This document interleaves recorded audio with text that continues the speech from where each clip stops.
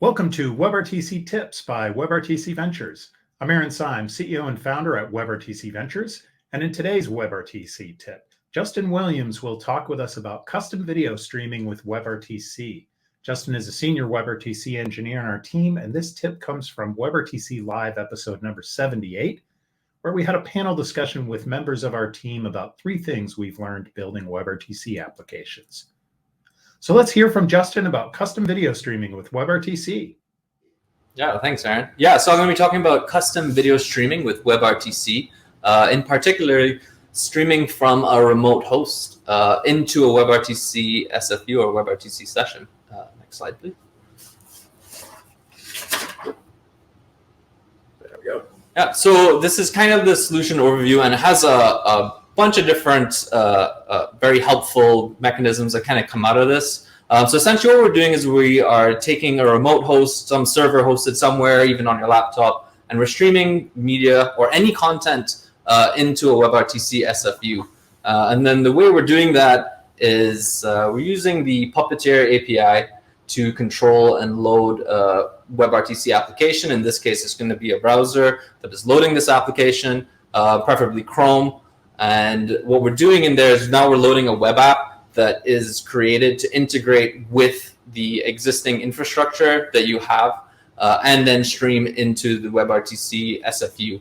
And this kind of works with kind of a few different approaches, whether you're using like a CPaaS or you're using an open source custom solution. This will work for both of those. And essentially, by using Puppeteer to load a web application, you're kind of getting a lot of control in what you're doing, and we'll kind of take a look at that. But then we're also going to be using within the browser that's within Puppeteer, that's within this remote host, we're going to get a lot of control over what we can do. And I'm just going to use the Canvas APIs, but there's tons of different approaches that can be used too. You can use things like web codecs, or you can stream out of the browser into something else as well. But I'm going to just be looking at Canvas APIs for simplicity. Next slide.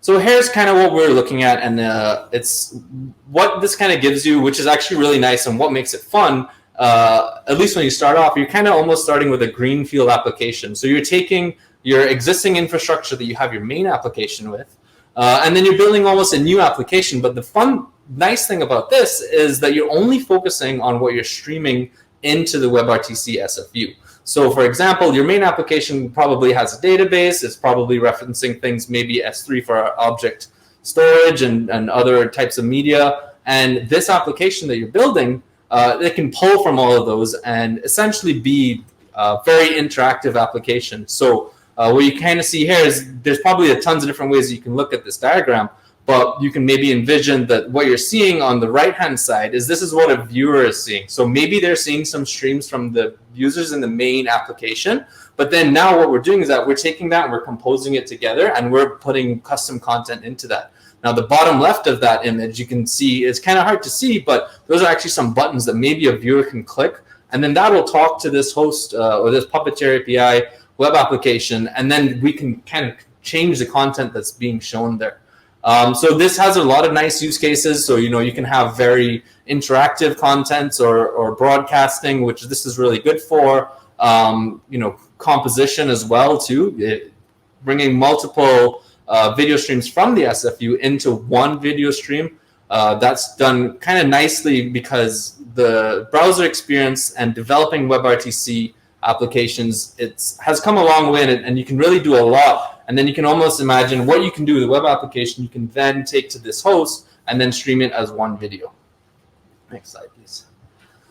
So then this has a lot of different benefits. And the main thing that you can kind of get out of this too is because you're deploying it in one host, you can determine how to deploy this in a containerized way. So you can containerize the server, containerize which has the Puppeteer code and the web application code, and this is in, let's say, a Docker container that you can run pretty much anywhere, and that has a lot of benefits. So one example is that you can deploy this locally for testing. Normally when testing WebRTC applications, say you have just one developer working on it, that developer will probably have to load up 2 to 3 instances of a browser to test different streams in the application, and that can be really intense on that local device or the machine that the developer is working on. With this approach, what you can do is that you can run it locally, of course, but that'll have the same implication.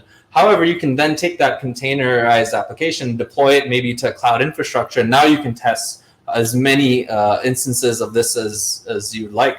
And so that makes it a lot easier to test, high scale. And then another thing too is this actually, depending on how you deploy it, you can deploy this in a very reliable way. You can deploy this maybe very close to the SFU, probably in an environment that is, the high-speed internet connection that's very reliable. And if, say, maybe you can do multi-region deployments as well. So say the region that you're in goes down, maybe you can spin it up somewhere else. And now you have a reliable connection to your SFU. And so, one example of that is that, say you're broadcasting to a large number of users, maybe the users that are in the video conference, they just lose their internet connection, but this SFU, maybe because it's reliable and very available, can be deployed somewhere else, and then you're always broadcasting something into the SFU for viewers to see.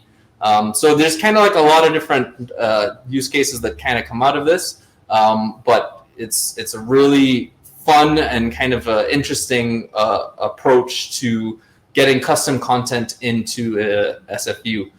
You can also think about, well, maybe this might not be very efficient. There's tons of optimizations you can do. You can maybe use like a lower level service. Maybe you want to use something like Pylon to get the streaming composition into the SFU instead. But why this approach is really nice is you can, of course, optimize in other ways, but because you're integrating with your existing application infrastructure, it makes developing this really easy, and you have so many tools available based on like what your main application is doing. You can do those same things in this Puppeteer web app. That's it for this WebRTC tip from WebRTC Ventures. If you're interested in learning more, be sure to follow us on social media at WebRTC Ventures. Visit our website at WebRTC.ventures, where you can learn more about our services. We'd be happy to help you assess, build, integrate, test, deploy, and manage your custom WebRTC-based communications application. So check us out at WebRTC.ventures to learn more, and let's make it live.